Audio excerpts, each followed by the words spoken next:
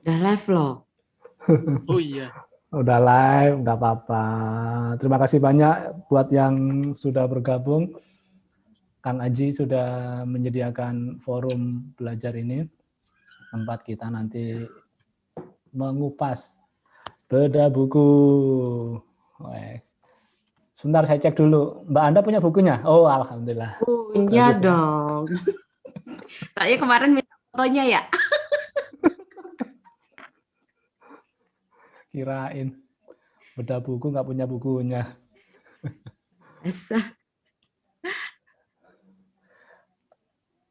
Sebelum dimulai, dulu ikut apa tuh sertifikasi NLP Coach tahun berapa? Aku tahun 2017. Oh, angkatan Lulusan awal-awal tercepat ya. itu Mas. Hati-hati Mas, lulusan Oh gitu. Mas. Suhu.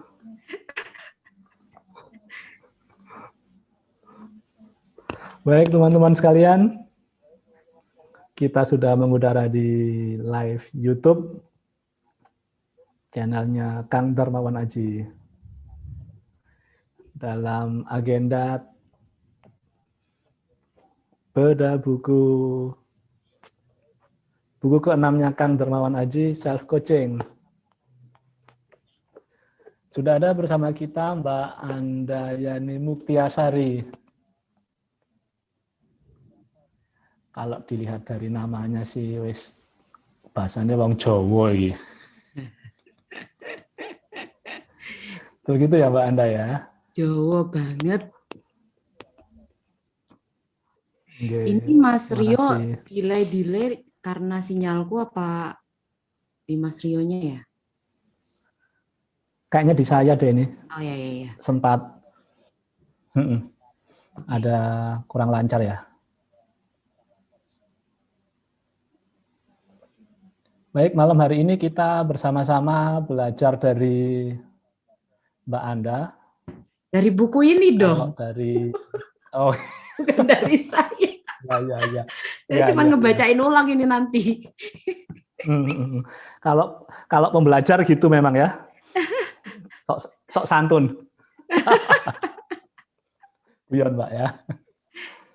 Jadi dari perkenalan singkat yang beliau ceritakan ke saya, background-nya di psikologi, lulus dari UGM, co-founder dari Adante Solution, terlibat aktif di Indonesia NLP Society di bagian riset, learning and development.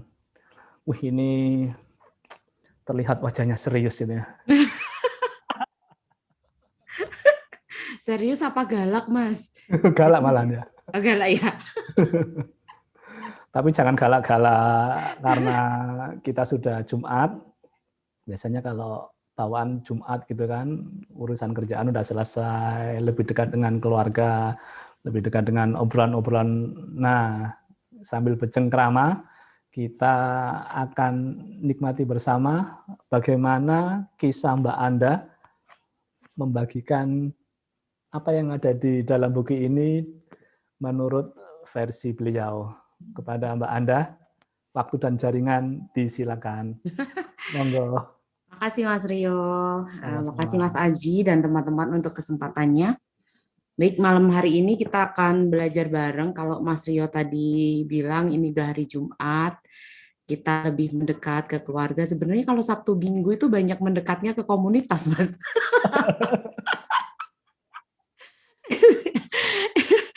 Jadi udah selesai kerjaan kantor, ada kerjaan di komunitas Sabtu Minggu gitu ya. Gitu. Tapi menyenangkan berada di komunitas belajar Indonesia NLP Society. Mungkin kalau teman-teman pengen ada yang kenal apa sih Indonesia NLP Society, di bagian buku paling belakang ini ada dikenalkan sama Mas Aji gitu. Ya, NLPS itu apa, visi misi dan lain sebagainya. Jadi mudah-mudahan kalau yang di grup ini ada yang belum bergabung di komunitas Indonesia NLP Society, nanti ke depannya kita bisa belajar bareng juga di sana selain di komunitas Mindshare gitu. Nah, Bismillahirrahmanirrahim. Izin teman-teman nanti kalau misalnya perlu diskusi, silahkan teman-teman bisa langsung saja untuk menyampaikan atau bisa nanti dari Mas Rio ya Mas. Gimana Mas kita teknisnya malam ini?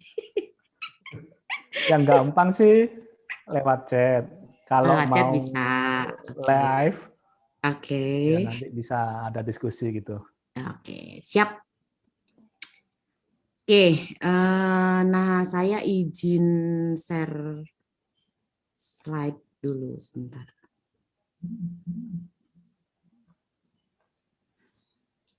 Tuh ada WA beruntun.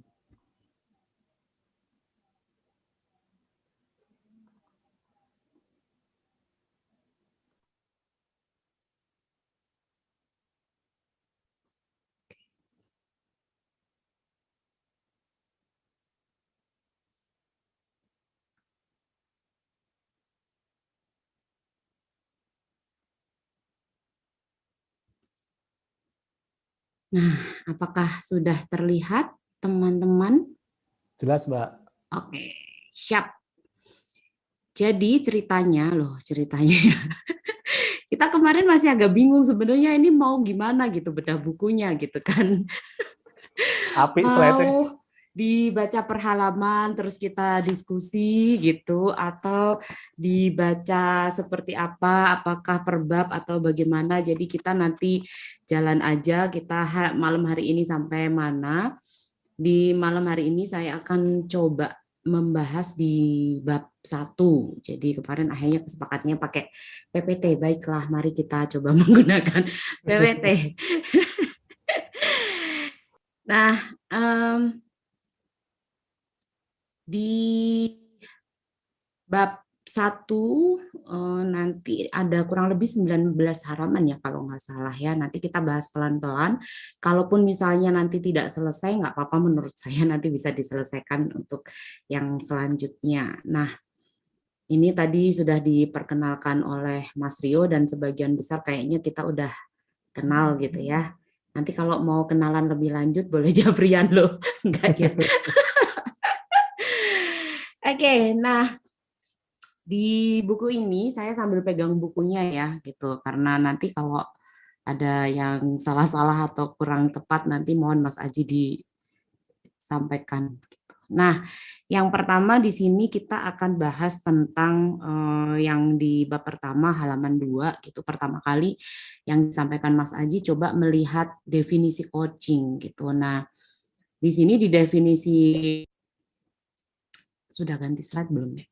Oke, nah definisi coaching menurut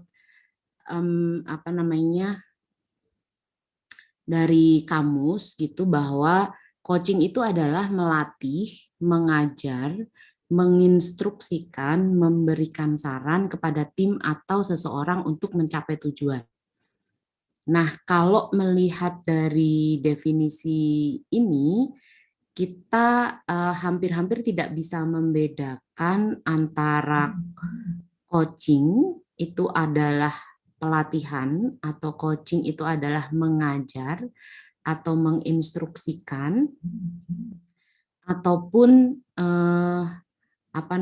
sebagai mentor ataupun ini coaching itu sebenarnya kayak apa? Nah, yang menjadi salah kaprah itu selama ini kalau ada trainer ngajar di kelas dipanggilnya coach gitu ya. Padahal dia juga bukan coachnya gitu. Nah, kemudian ada lagi, yuk kita ini bikin pembekalan, kita coaching teman-teman. Nah, memberikan pembekalan itu juga disebut dengan coaching. Nah, supaya tidak supaya tidak salah kaprah dalam mendefinisikan apa itu coaching, mari kita lihat di buku ini juga mengajak kita untuk melihat sejarah coaching gitu ya. Nah, sejarah coaching ini dimulai dari pertama kali dikenalkan oleh Pak Timothy Gallwey. Nah, ini seorang tenis coach. Ini gara-gara membaca buku ini jadi kepo gitu ya.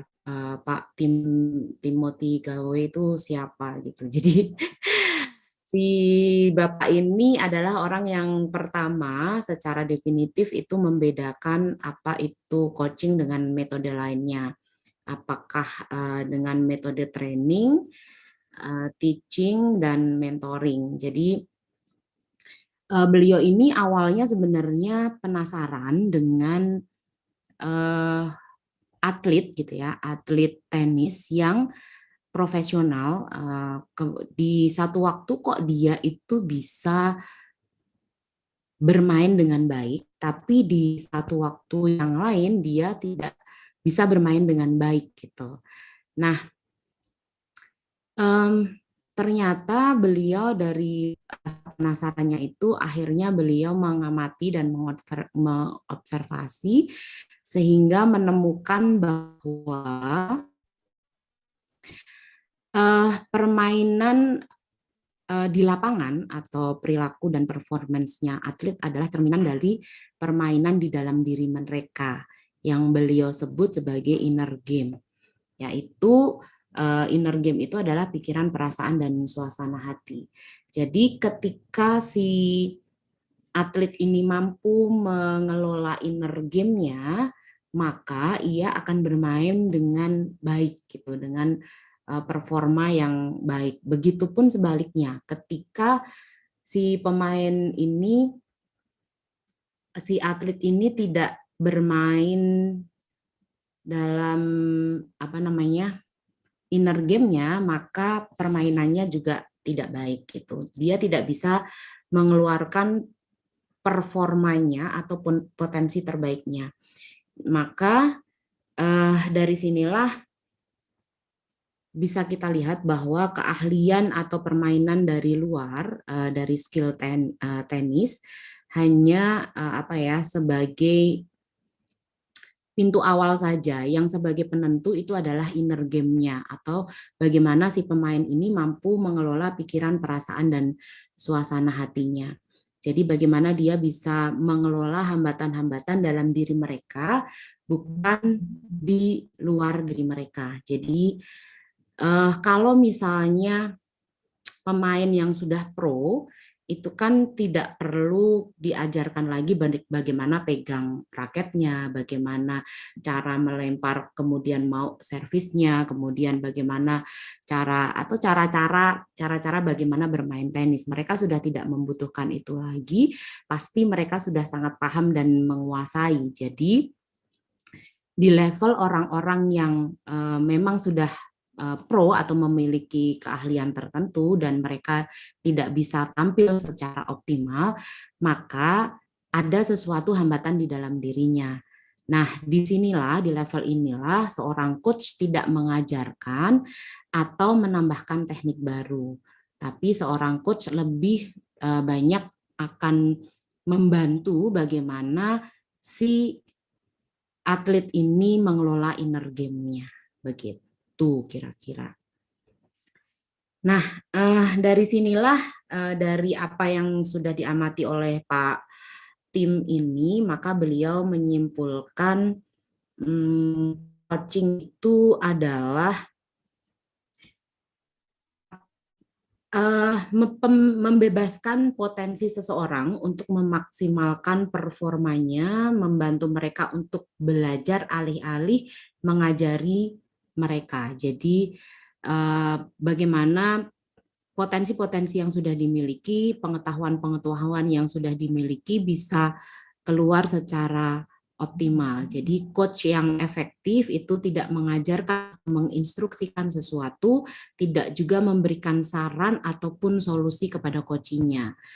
Nah, sebagai seorang coach, dia hanya membantu coachingnya untuk belajar dan bertumbuh dengan cara memberikan pertanyaan, begitu. Jadi tidak mengajari, kalau kita kembali lagi melihat di definisi awal,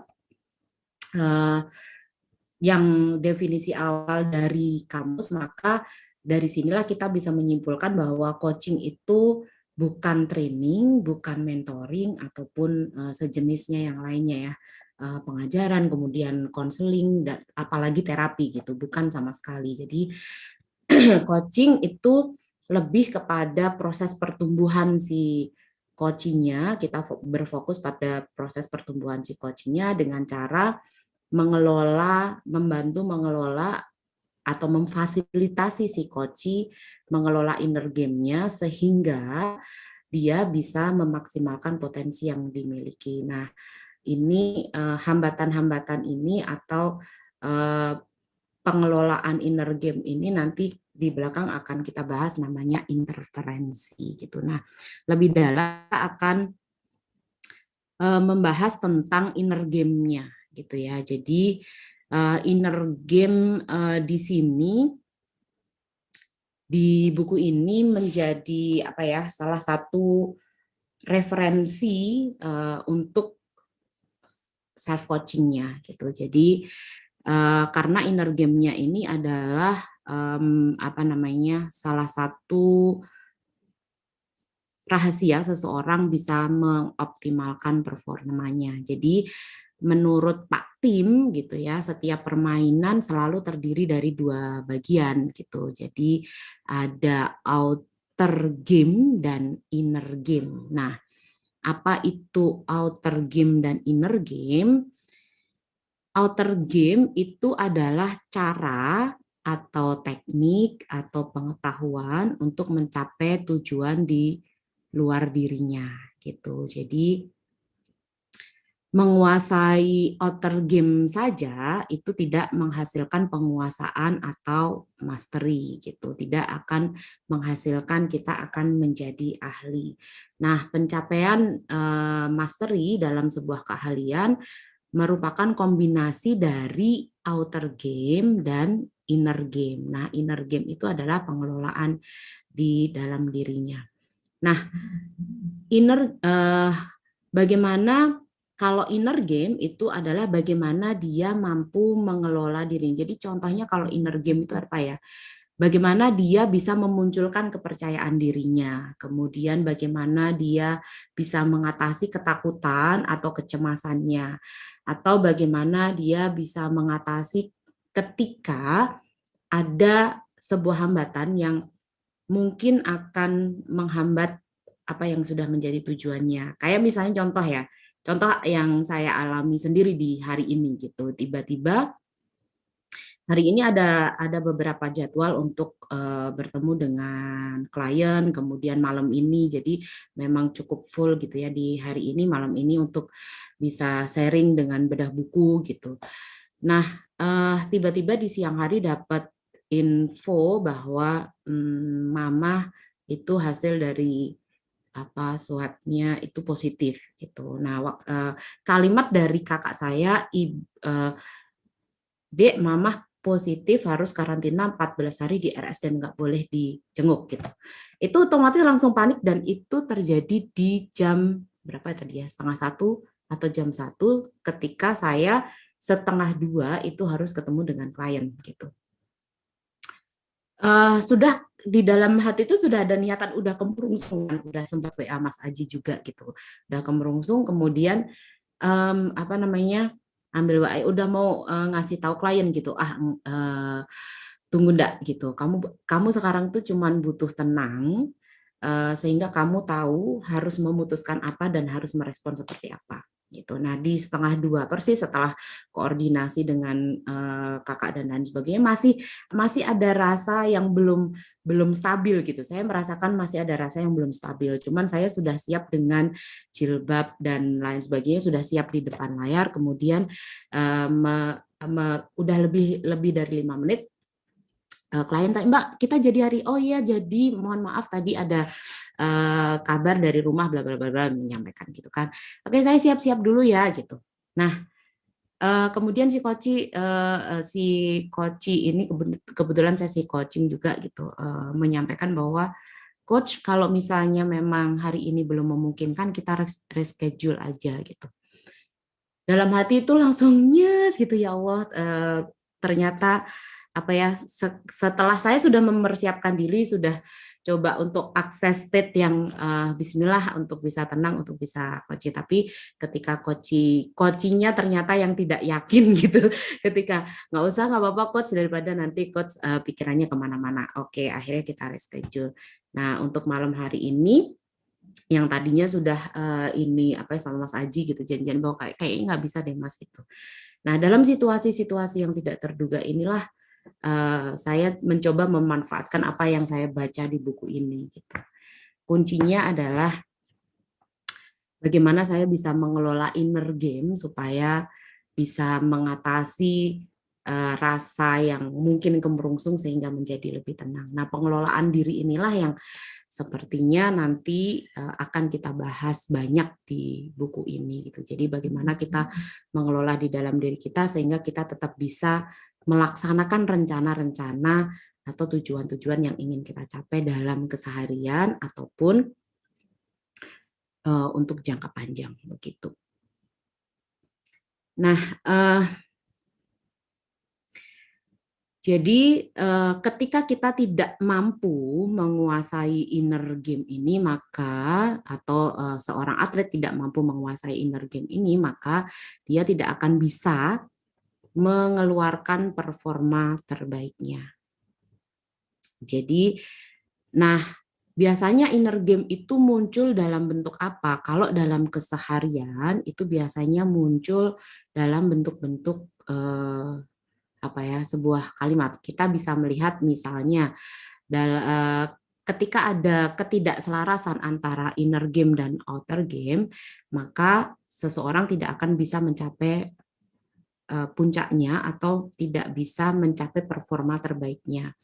Nah, ketidakselarasan ini bisa kita lihat dalam misalnya gini, aku tahu sih caranya itu ngerjain itu, tapi kayaknya gitu. Nah, kata tapi ini juga salah satu bentuk menurut saya ya, salah satu bentuk ketidakselarasan dalam inner game yang sering saya temui kebetulan karena saya banyak ketemu klien yang mengalami gangguan psikologi gitu ya.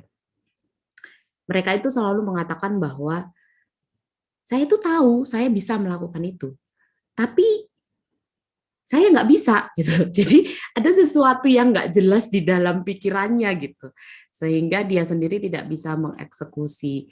Saya apa namanya?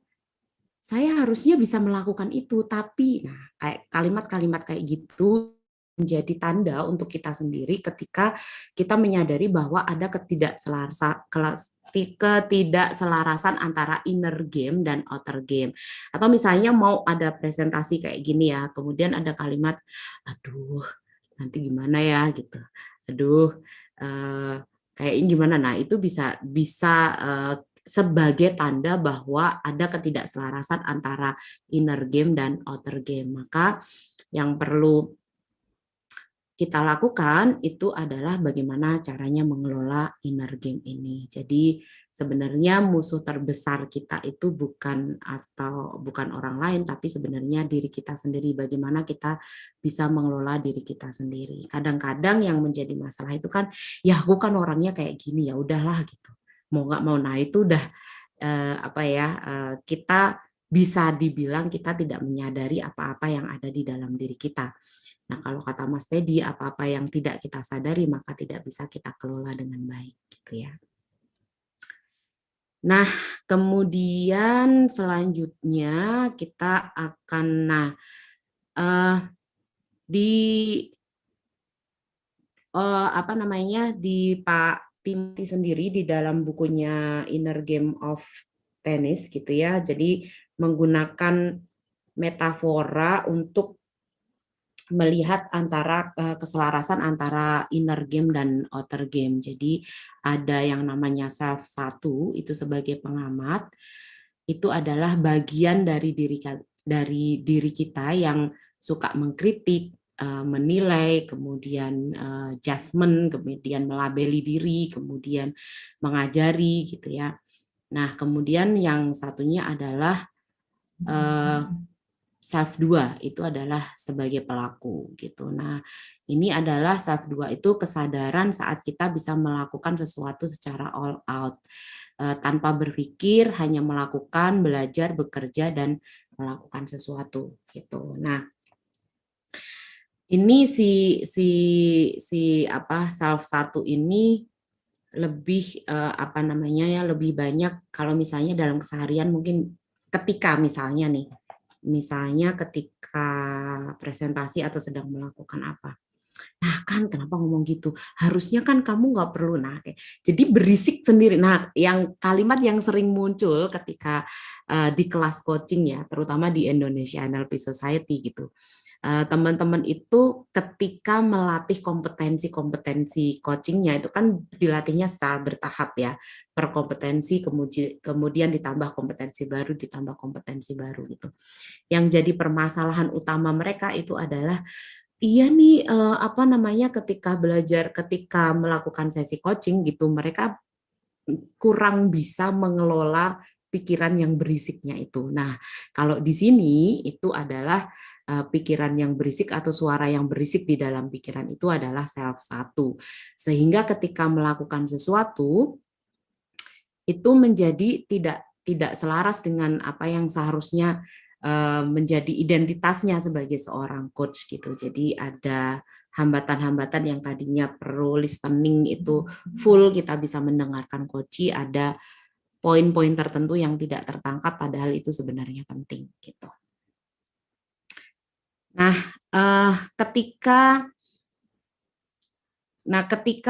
kita banyak atau ketika memang apa namanya self coaching ini sering terjadi pada diri sendiri gitu, kemudian ini akan mempengaruhi self 2-nya sehingga dia tidak bisa memunculkan potensi yang optimal, maka ketika terjadi sebuah kegagalan biasanya akan menyalahkan diri sendiri. Kemudian akan merasa frustasi, kemudian akan merasa kecewa dengan diri sendiri yang ketika ini berlangsung sampai dengan jangka panjang, maka ini akan mempengaruhi konsep dirinya atau identitas dirinya. Ketika melakukan kemudian dikritisi oleh diri sendiri, kemudian gagal atau melakukan dikritisi oleh diri sendiri, merasa tidak sesuai harapan. Nah, ketika ini berlangsung cukup lama, ini akan berpengaruh pada konsep dirinya. Nah, inilah kalau misalnya kita melihat dari sisi psikologis ini yang menjadikan gangguan-gangguan psikologi itu muncul. Jadi apa gangguan kecemasan, ada depresi dan lain sebagainya. Karena adanya ketidakselarasan antara self 1 dan self 2. Gitu. Nah, kemudian kalau misalnya self 1 ini bisa dikelola dengan baik, maka self 2 ini dia akan dengan tenang dan memunculkan semua potensi yang dia miliki. Tuh. Nah, kemudian selanjutnya itu adalah tentang ketika self 1 dan self 2 itu selaras, maka oleh Pak Abraham Maslow itu dikatakan sebagai peak experience gitu. Itu suatu kondisi yang spontan, kreatif gitu, kemudian menyatu dengan permainan, effortless, flow gitu ya. Jadi nggak pakai mikir, udah otomatis gitu. Kalau teman-teman misalkan melihat sebuah keahlian tertentu pada diri seseorang, kok bisa ya begitu gitu, nggak pakai mikir, nggak pakai apa gitu, kayaknya gampang aja. Nah itu teman-teman yang bisa melakukan seperti itu adalah teman-teman yang mampu mengelola self satunya, sehingga performanya itu atau dia bisa optimal dengan seluruh potensinya. Nah, penguasaan inner game itu adalah tentang melatih kesadaran diri, melatih apa yang terjadi dengan pikiran kita, apa yang muncul di dalam pikiran kita, apa yang muncul dalam perasaan kita, diri kita, ataupun apa yang muncul dari perilaku kita gitu. Sehingga ketika kita melatih inner game atau menguasai inner game, kita mampu berpikir, bertindak lebih sadar, gitu ya. Nah, melihat ini,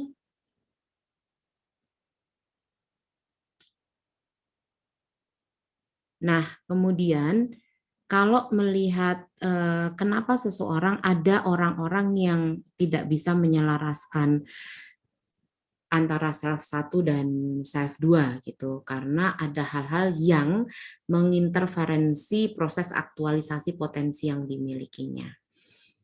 Nah, menurut Pak Tim itu rumus performance itu sederhana gitu ya. Jadi performance itu adalah potensial semakin kecil interferensi yang terjadi di dalam diri kita, maka kita mampu memunculkan potensi-potensi terbaik di dalam diri kita. Jadi kita bisa memunculkan performa secara optimal ketika kita mampu mengurangi interferensi yang ada di dalam diri kita. Nah, apa yang bentuk-bentuk interferensi yang muncul di dalam diri kita sehingga itu bisa dikatakan menghambat ataupun mengganggu proses kita untuk memunculkan potensi terbaik kita. Nah, itu muncul dalam bentuk internal dialog yang mungkin biasanya kalau teman-teman ini ya biasa mengatakan bahwa ada self talk gitu di dalam diri kita, atau ada muncul suara yang atau dialog di dalam diri kita. Nah, itu adalah interferensi. Nah,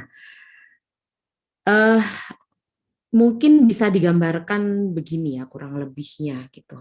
Kalau saya coba menggambarkan bahwa interferensi itu adalah self talk atau bentuk komunikasi yang terjadi oleh self satu gitu ya, dari seorang pengamat itu bentuknya adalah ketika si self 2 ini sedang melakukan sesuatu gitu, dia ini pikiran yang berisiknya atau self talk-nya, oh nggak gitu deh, habis ini harusnya kamu ini ya, nanti kalau misalnya bolanya datang kamu ininya dari sini ya, ini.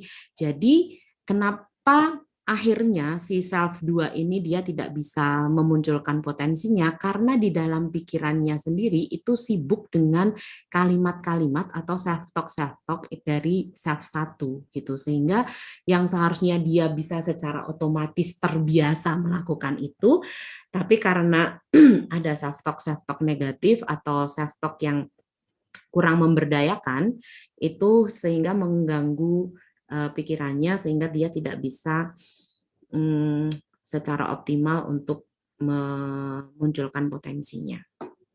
Nah, kunci dari performa yang tinggi adalah meminimalisir ini. Meminimalisir ini interferensi dari self satunya gitu. Jadi seminimal mungkin sehingga ini bisa potensinya bisa muncul dengan optimal. Apa yang bisa kita lakukan? Yang perlu kita lakukan adalah membuat tenang si self satunya.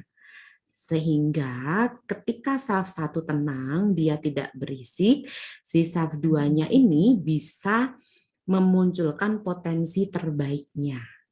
Gitu. Jadi oleh karena itu mengelola inner game atau melatih inner game kita, mengelola pikiran kita itu menjadi esensi dalam kehidupan kita gitu. Karena ketika kita mampu mengelola inner game kita bisa membuat si inner game ini tenang, kemudian mampu memunculkan potensi-potensi yang terbaiknya.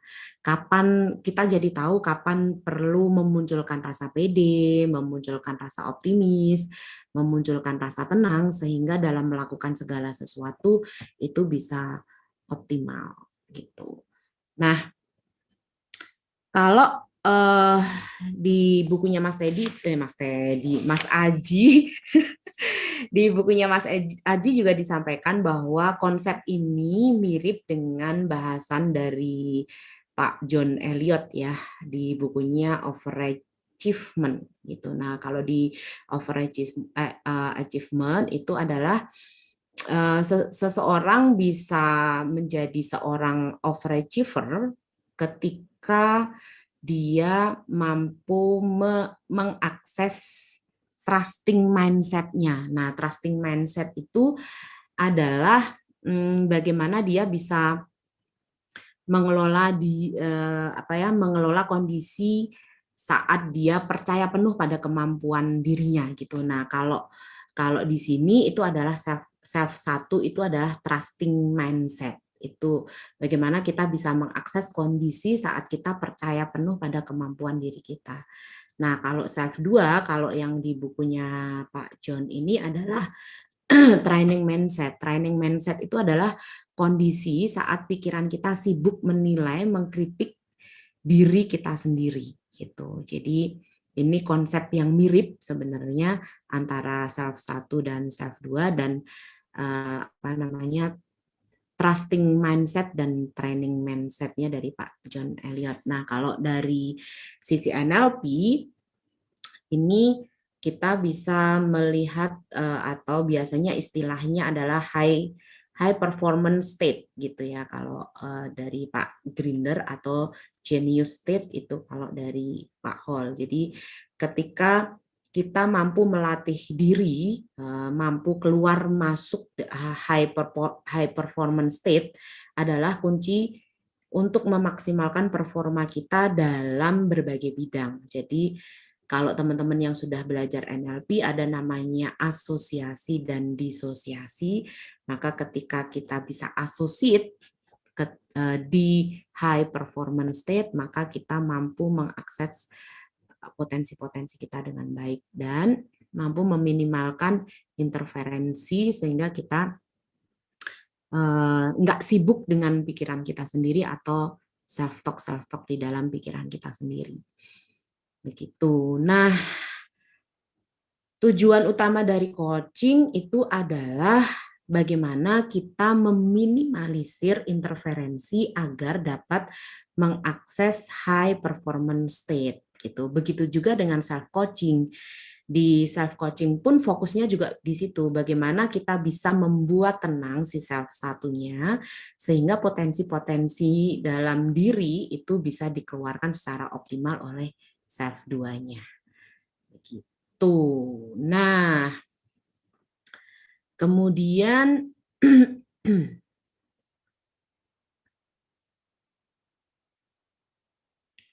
tujuan utama coaching itu adalah mengeliminasi hambatan internal yang mengganggu performa pembelajaran dan kegembiraan. Nah, ini kalau ini menurut Pak Tim Galway. Nah, kemudian selanjutnya kita akan bahas tentang sejarah singkat coaching gitu ya. Jadi gimana sih sebenarnya coaching ini bermula, sehingga dari awal mulanya sebenarnya ya dari Pak Tim Galway itu tadi ya. Dari Pak Tim Galway dia menemukan konsep coaching tersebut, kemudian oleh Pak John sama Pak Graham. Nah, ini sebenarnya mau cari Pak Graham, tapi setelah kejadian tadi siang tuh jadi belum ketemu, jadi Pak Grahamnya belum muncul gambarnya gitu ya. Nah, di tahun 79 Pak John dan Pak Graham ini membawa konsepnya dari Pak Tim ini ke Eropa. Awalnya itu diaplikasikan di bidang-bidang olahraga untuk melakukan coaching kepada atlet-atlet di sana. Nah, kemudian di tahun 80 itu beliau menyadari bahwa sebenarnya konsep ini tuh bisa loh, konsep inner game ini bisa digunakan atau diterapkan di area pekerjaan atau organisasi atau bisnis. Maka di tahun 80-an mereka itu membangun metodologi, konsep, dan teknik untuk meningkatkan performance di organisasi. Jadi mereka ingin menunjukkan bahwa manusia itu bisa bertumbuh bukan hanya performance-nya, namun juga pada pembelajaran dan kebahagiaan. Nah, sekaligus saat mereka menemukan makna dari pekerjaannya. Jadi menurut mereka manusia itu bisa bertumbuh atau menemukan makna-makna dari pekerjaannya sehingga dia terus belajar dan menemukan kebahagiaan. Nah, disinilah awal coaching dikenal di area pekerjaan dan bisnis. Nah, kemudian pada tahun, salah ya ini tahunnya. Ini sebenarnya di tahun, kalau di buku ini di tahun 86, jadi ada perusahaan McKinsey gitu. Jadi ini adalah perusahaan konsultan. Mereka menjadi kliennya Pak John dan Pak Graham ini gitu. Nah, dan dari perusahaan ini beliau sangat puas dengan hasil coaching atau pekerjaan dari Pak John dan Pak Graham ini. Sehingga beliau menanyakan apa sih yang kalian lakukan, kalian menggunakan metode apa gitu, gimana caranya gitu supaya kita juga bisa belajar, mungkin gitu ya gitu kalau ngobrol. Nah, kemudian nah menariknya ketika ditanya oleh kliennya ini, si Pak John sama Pak Graham ini nggak tahu jawabannya gitu, karena memang dia hanya melakukan saja, belum membuat konsep ataupun kerangka coachingnya. Nah, kemudian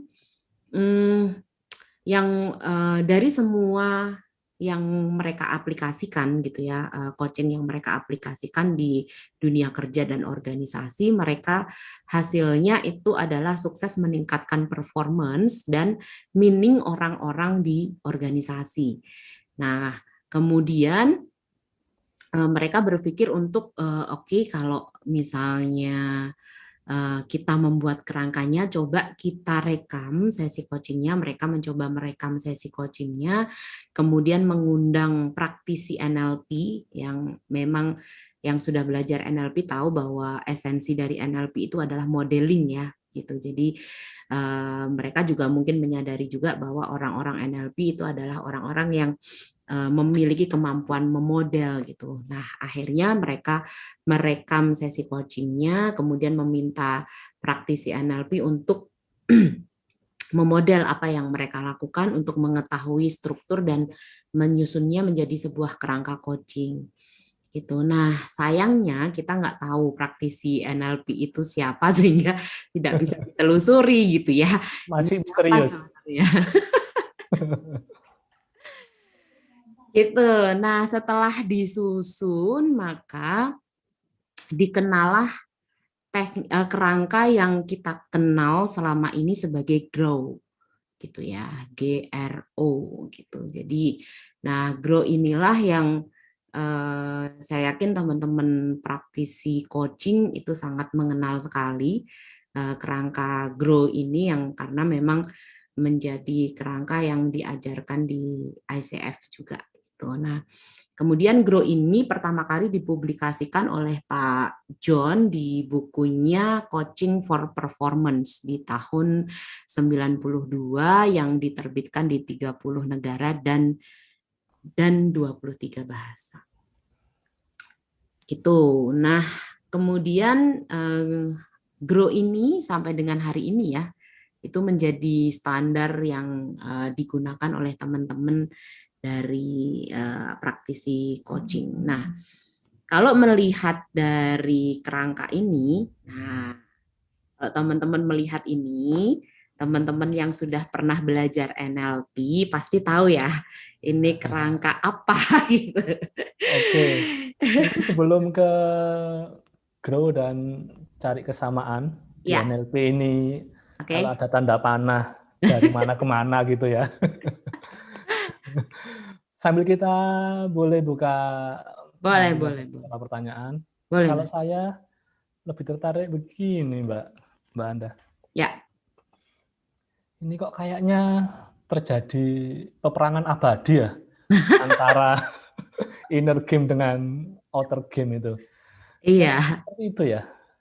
Iya, jadi ada semacam kalau misalnya ini ya Mas ya, ada orang, ada ibu peri dan ada yang jahat di sebelahnya gitu kali ya.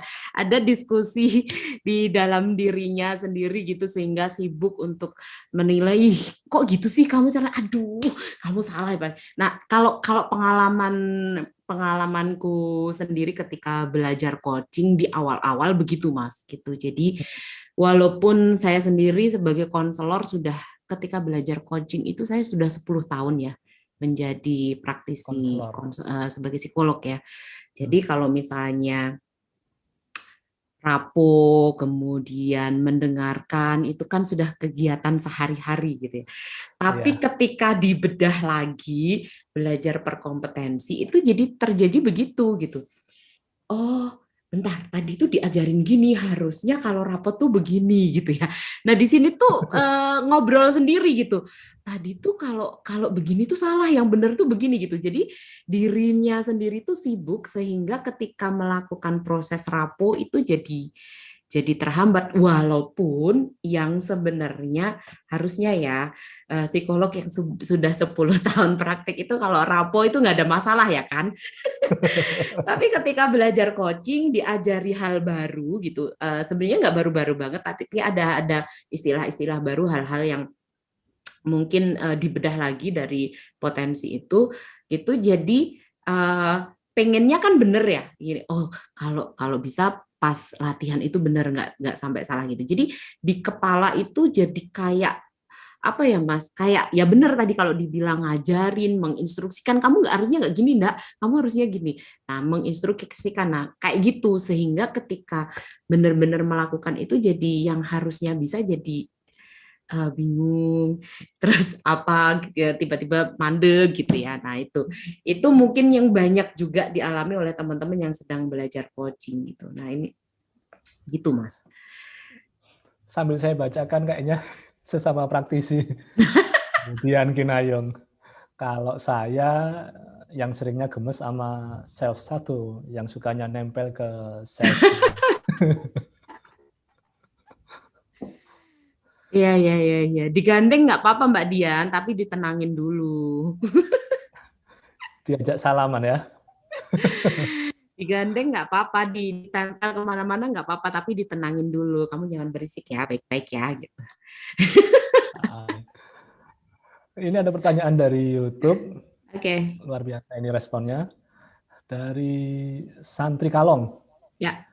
bagaimana cara meminimalisir self-talk yang negatif?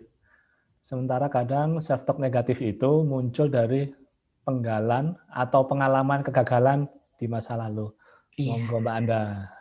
Jawaban yang pertama adalah kita sedang bahas bab 1. Jadi kalau bagaimana caranya nanti kita akan bahas di bab-bab berikutnya gitu ya. Jawaban Benar nakal ini. kan? Nah, benar gitu. Nah, Sebentar. Ini yang jawab self satu Anda atau self 2? Iya, itu kan jawaban pertama, Mas. Oh Jawaban iya, iya, pertama iya. pastinya nanti di buku ini di buku ini sampai dengan belakang itu akan membahas bagaimana caranya apa namanya mengelola interferensi atau meminimalisir interferensi sehingga kita bisa mengelola self satu dengan baik gitu ya. Jadi itu adalah sebenarnya esensi dari self coaching sejauh yang saya pahami ketika saya membaca buku ini gitu. Jadi memang esensinya dari situ. Nah, kemudian self talk. Ya, self talk itu seringkali muncul bisa dari apa-apa yang sudah pernah kita lakukan atau kegagalan atau suara orang lain di masa dulu misalnya ketika kita pertama kali presentasi di depan orang banyak gitu ya. Nah, itu bisa saja muncul. Nah, bagaimana kita bisa mengelolanya atau bisa menenangkan self satunya gitu adalah dengan cara yang pertama adalah menyadari dulu. Jadi kalau tadi disampaikan bahwa esensi dari self satu itu atau inner game itu adalah esensi dari inner game itu adalah menyadari atau awareness, maka yang perlu kita lakukan adalah awareness, menyadari kapan atau sesering apa dia muncul, atau dia muncul pada saat situasi-situasi apa. Apakah dalam situasi pengalaman, kalau saya dulu waktu masih mapro gitu ya, ditugasi oleh dosen, jadi dosen itu ada permintaan edukasi atau ngisi gitu di satu sekolah, ngisi parenting ceritanya. Nah, waktu itu kan memang masih muda-muda ya, kita berberapa ya waktu itu? Bertiga apa berempat gitu. Nah, terus kebetulan yang dapat sesi ngisi itu adalah saya sama teman saya, dibagi dua gitu. Di situ kan para orang tua semua ya, di salah satu sekolah yang cukup bagus di Jogja, SD gitu. Nah, setelah menjelaskan teori-teori, karena kita masih kuliah ya, jadi memang banyak teori, terus bagaimana dan lain sebagainya. Terus kemudian ada bapak-bapak yang menyampaikan gini, Mbak, saya mau tanya. Oh iya Pak, silahkan gitu kan ya. Nah, terus sebenarnya nggak tanya ya, tapi gini Mbak. Jadi dah dek gitu ya. Dah dek gitu. Nah, terus gini. Mbak, saya sangat sepakat dengan semua yang Mbak sampaikan dari awal sampai dengan akhir. Tapi permasalahannya adalah Mbak ini semacam kayak orang yang sedang nonton bola, kemudian mengomentari permainan bola pemainnya gitu. Mati. Bayangin di depan puluhan orang tua murid waktu itu ya. Itu udah tenang gitu, masih harus ngomong soalnya di depan gitu ya, masih harus ngomong gitu. Iya baik Pak, betul. Waktu itu jawaban saya kalau nggak salah gini, oh iya betul Pak, memang kami belum pernah melakukan.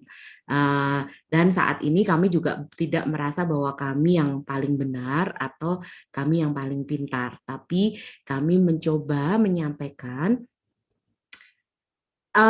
informasi yang kami pelajari. Semoga ini bisa menjadi tambahan informasi dan menjadi bermanfaat buat Bapak Ibu. Masih mencoba tenang tuh waktu itu ya, tenang gitu. Nah, terus sampai gurunya yang jadi moderator tuh kayaknya nggak enak banget. Beliau bilang gini, iya jadi ini yang kita mari Bapak Ibu yang kita kita ambil dari mbak-mbak ini adalah ilmunya gitu. Kalau mbak-mbak ini memang masih muda-muda kayak gitu ya. Agak tenang. Udah pulang masih makan soto hai. Setelah itu 2 minggu gak berani disuruh lagi. Aduh enggak deh kayaknya enggak. No kalau harus ngomong lagi gitu. Masih kebayang di situ. Cuman memang kadang-kadang yang muncul itu adalah pengalaman-pengalaman di masa lalu yang membuat kita tidak nyaman. Nah, terus bagaimana mengelolanya setelah kita menyadari itu muncul di waktu-waktu kapan saja, misalnya, itu muncul ketika aku mau ngomong di depan orang, itu muncul ketika mau apa, itu muncul ketika mau apa, oke. Nah, pernah nggak, coba dicari, kalau itu terkait dengan masa lalu juga, pernah nggak di masa lalu yang teman-teman juga mengalami di situasi yang sama, tapi teman-teman tidak mengalami peristiwa buruk yang kayak yang ini, gitu. Nah, kalau ada, coba teman-teman ingat di situ, dilihat apa sih perbedaannya, karena inner game itu kan kaitannya adalah pikiran, perasaan dan tindakan kita kan ya. Jadi kalau ada, coba cek apa yang berbeda dari pikirannya atau self talk-nya. Apakah ada yang berbeda? Ketika self talk yang yang gagal ini sering muncul, dia self talk-nya apa sih? Kalau yang pernah nggak gagal, walaupun nggak berhasil banget ya, nggak apa-apa gitu. Tapi ada yang pernah nggak gagal, itu Mbak Ada jangan asosiasi komen Mbak Via di CPNC itu apa sih Mas? Aku nggak baca, aku nggak tahu, jadi nggak asosiasi aku. Nah terus kalau yang satu ini nggak gagal, maka dia coba cek self talk-nya apa gitu. Nah, self talk yang ini mungkin bisa dipakai atau untuk untuk menenangkan si self satunya ini gitu. Jadi kita bisa menggunakan self-talk yang berbeda sehingga si self satu ini bisa tenang. Nah, itu bisa kita cari di mana? Kita cari kalau ini terkait dengan pengalaman masa lalu bisa sama-sama yang dari masa lalu. Ada nggak? Kalau ada satu aja coba di model itu. Oke, terima kasih. Gitu, Mas. Nah, nanti lebih detailnya kita bahas di bab-bab berikutnya.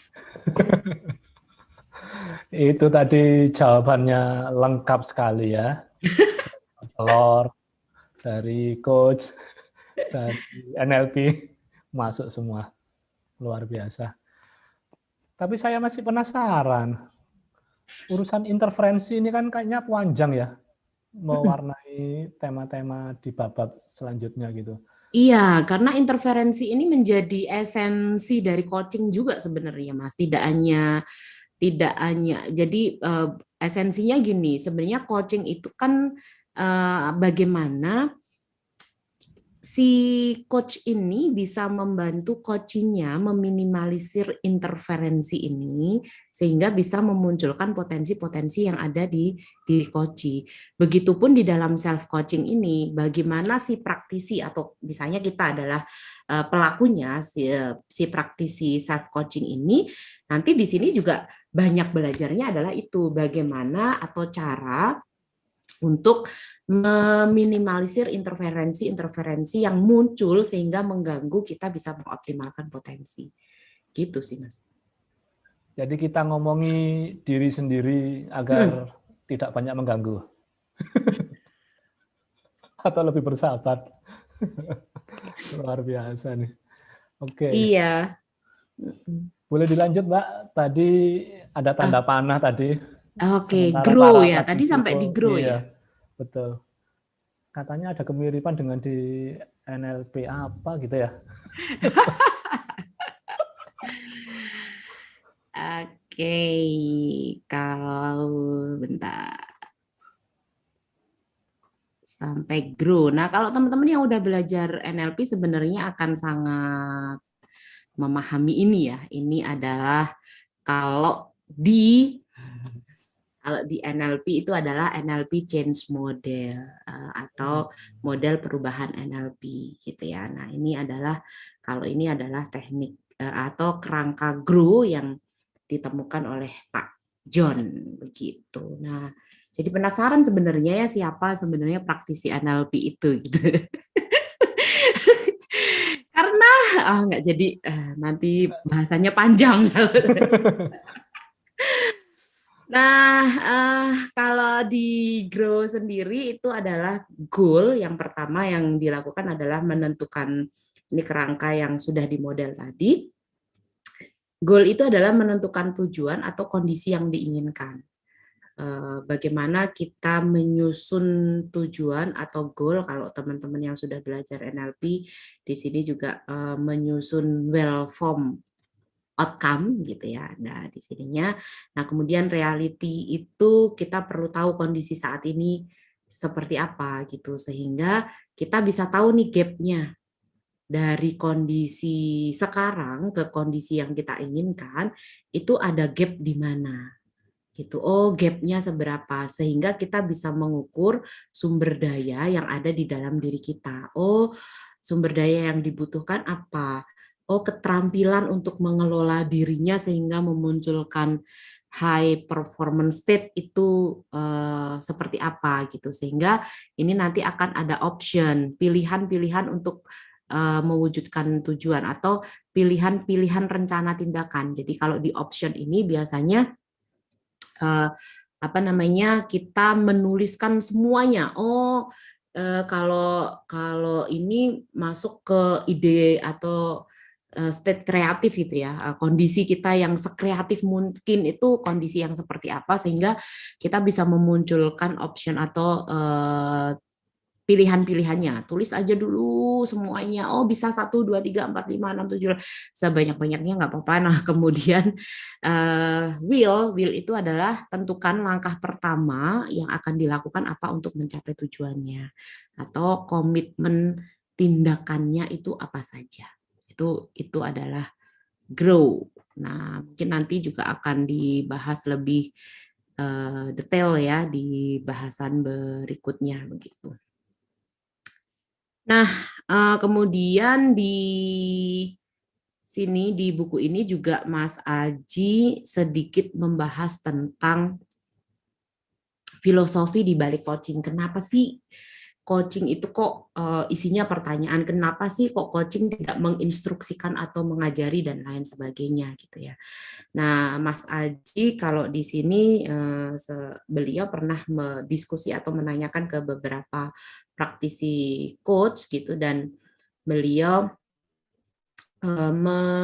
mencoba mengelompokkan dalam 3 kategori gitu. Itu adalah yang kategori pertama itu adalah seorang coach percaya bahwa setiap coach pada dasarnya kreatif dan berdaya.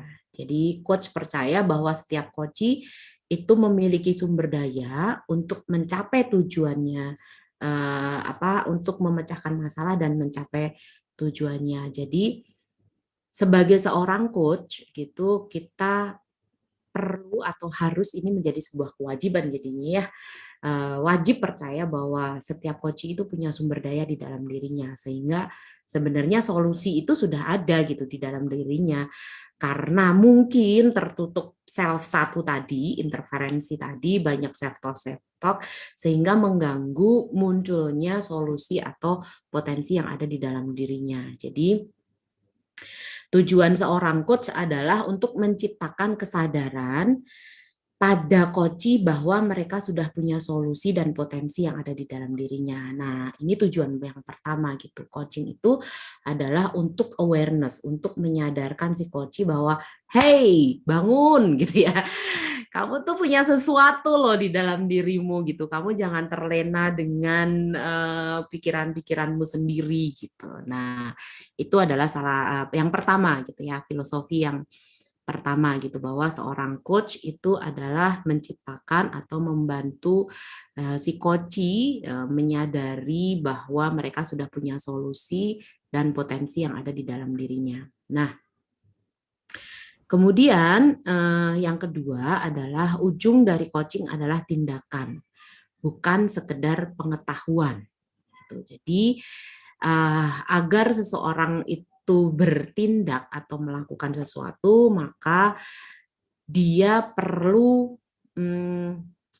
merasa memiliki rencana-rencana yang dia bikin gitu. Berbeda ketika misalnya nih, Mas Rio, ya supaya kamu bisa menulis buku, maka kamu ini Mas tiap hari 1, 2, 3, nanti hari kedua 1 setelah 2 bulan.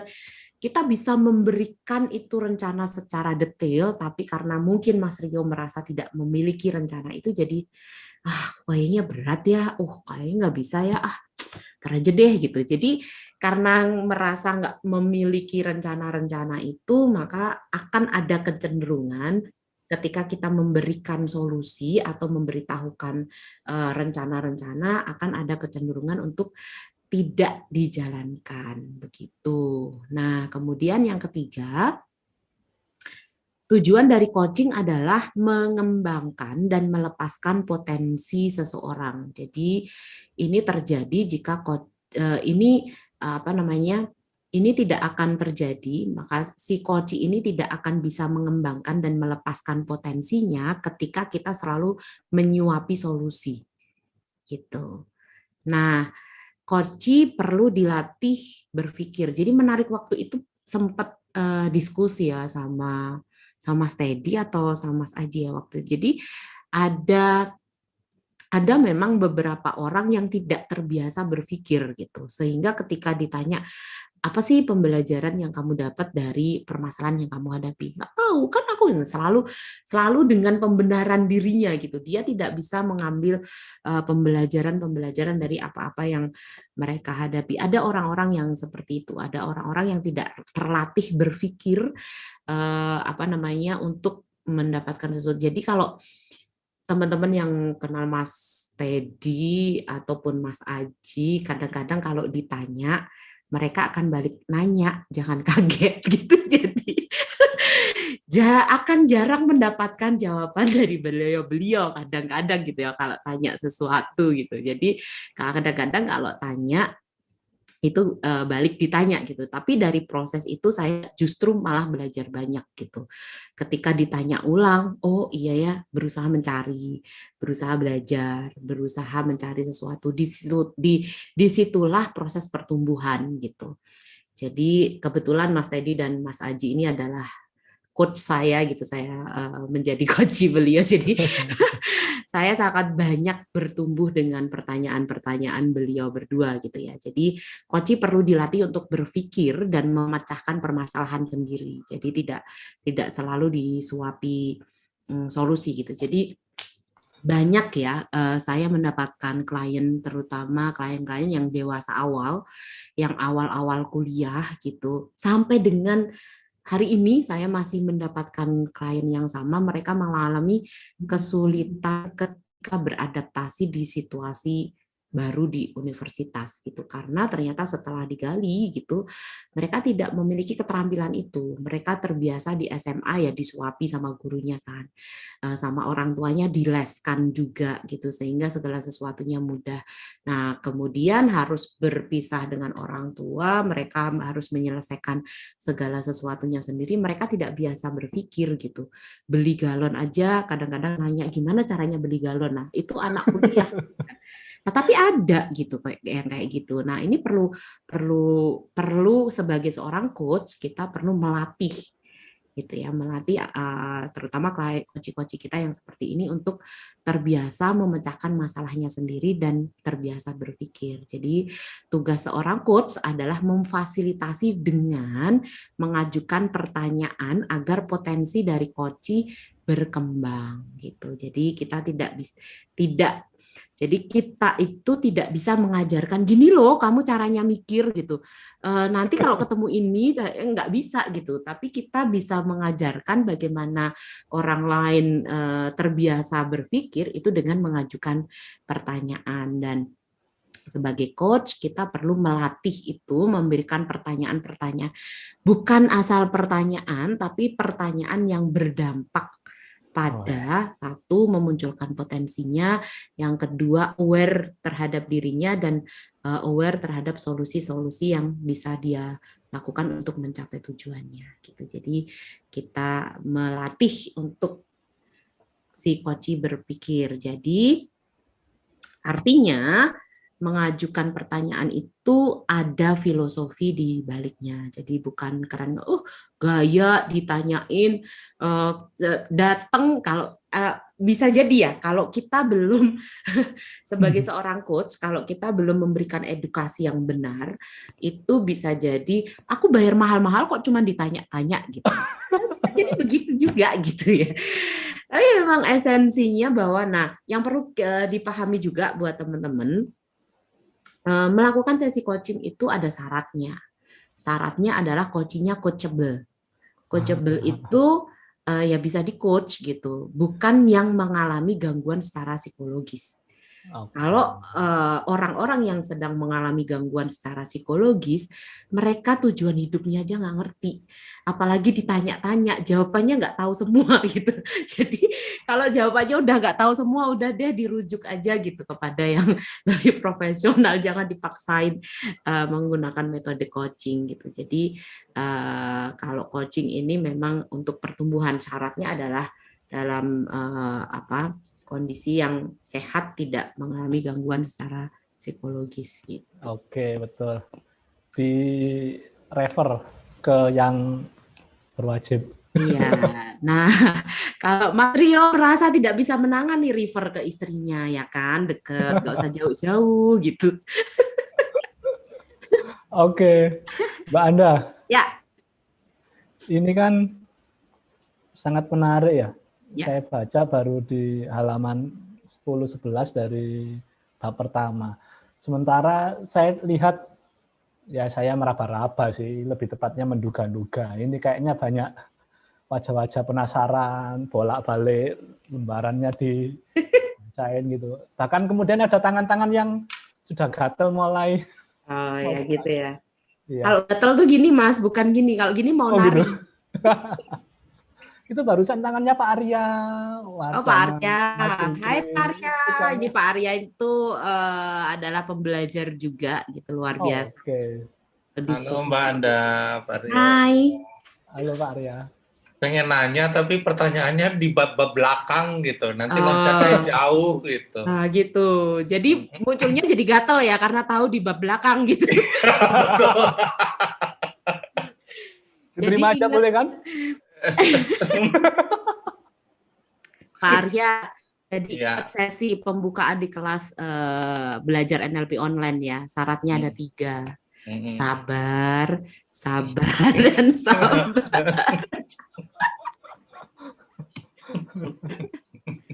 Iya, mungkin ini aja kali ya.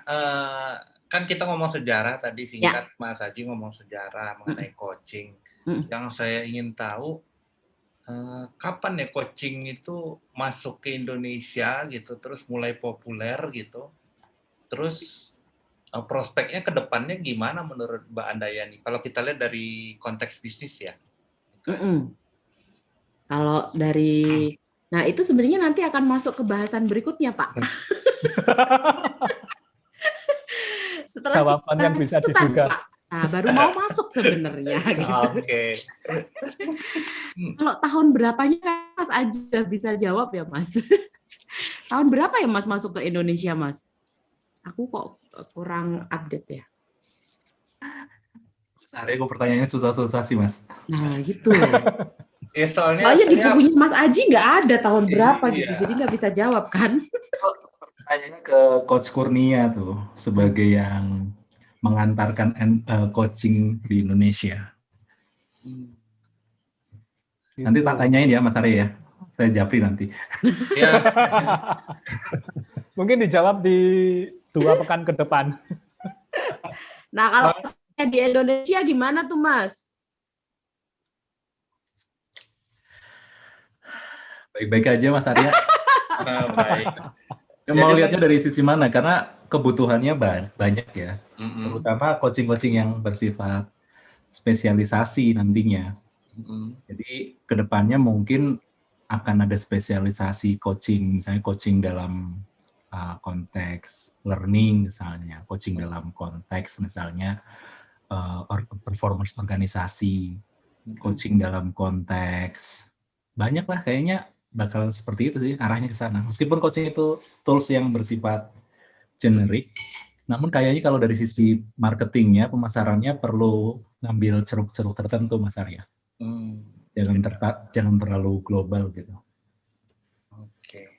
Gitu. Iya, terima kasih. Itu bocoran dari praktisi loh ya, yang sudah Iya. pasang rate. Jadi itu jawaban yang sangat Iya sih. membuka insight. Iya sih, saya sudah baca-baca juga yang banyak duit tuh yang eksekutif coach gitu kan yang atas gitu. Tapi kok Gimana Kang Haji? rasa-rasanya nggak sesuai gitu dengan saya gitu. Saya pengennya membumi aja gitu. Nanti kita bahas Mas Arya. Di kelas sebelah loh Mas Arya ya. Iya. Di kelas sebelah itu ada pertanyaan dari Bu Halimah dan Mas Terima Bagus. kasih. Mas Bagus sudah angkat tangan. Kita bacakan dulu untuk Mas Bagus. Mohon ditahan sebentar. Setelah saya bacakan Bu Halimah. Ini kayaknya buat Mbak Anda deh.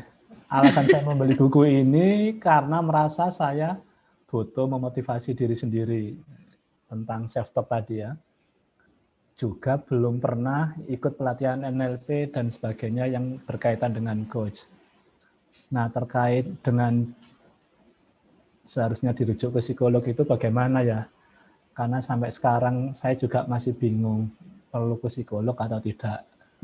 Mana Mbak Anda? Ya, jadi kalau Ibu alasannya membeli buku ini karena merasa butuh untuk memotivasi diri itu sudah tepat, gitu ya. Jawabannya sudah tepat karena di buku ini nanti terkait memotivasi, terkait mengelola diri akan dibahas secara detail dan tuntas gitu. Apalagi Ibu nanti mengikuti sesi-sesi bedah bukunya dari praktisi-praktisi kebetulan nanti yang membedah buku itu adalah NLP coach semua gitu ya. Jadi kalau untuk saya rasa pengelolaan pikiran, perasaan, perilaku itu udah katam lah ya gitu. Jadi nanti teman-teman juga bisa sharing atau bisa membahas lebih dalam di bab-bab berikutnya. Nah, kemudian nggak apa-apa, belum pernah belajar NLP atau coaching juga nggak apa-apa. Kalau mau belajar nanti bisa belajar di Indonesia NLP Society, masuk. Mantul. Kebetulan minggu besok itu mulai lagi untuk belajar NLP orang yang basic ya, yang basic bisa di sana. Nanti informasi bisa lebih lanjut bisa dilihat di IG-nya Indonesia NLP Society. Nah, kemudian terkait harus dengan dirujuk ke psikolog itu bagaimana ya? Jadi teman-teman yang mengalami gangguan coaching, yang mengalami gangguan depresi, gangguan secara psikologis, schizofren misalnya yang berat ya, kemudian kecemasan berat itu sampai dengan panic attack misalnya. Nah, itu memang gangguannya perlu diatasi dulu. Nah, menariknya gini Bu, saya cerita sedikit ya. Kebetulan saya cukup lama di dunia psikologi klinis. Saya kurang lebih 7 tahun di puskesmas gitu. Nah, ketika saya di puskesmas menangani klien-klien ini dengan proses terapi, ada satu hal yang menurut saya kok kayaknya ada missing link yang belum ketemu gitu. Kenapa klien ini ketika sudah melakukan proses balik lagi dengan kondisi yang sama gitu. Nah, ternyata sejauh ini saya pribadi patokannya itu kan adalah menggunakan DSM gitu dan PPDGJ. Nah, ketika simptom-simptom itu hilang, itu kan sudah dianggap normal. Nah, ketika simptom hilang, seharusnya ketika saya setelah belajar coaching, saya jadi tahu, oh setelah proses ini yang ku cari missing link-nya. Maka proses ini perlu didampingi oleh seorang coach.